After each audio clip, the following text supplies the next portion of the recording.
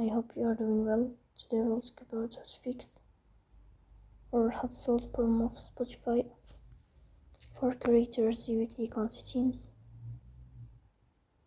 In this page, you go here to apps, default apps, app settings. In this page, you will go to this sign and you will search about Spotify for creators. Here in this page, you will click on first stop and you will click OK. Here you will enter to storage.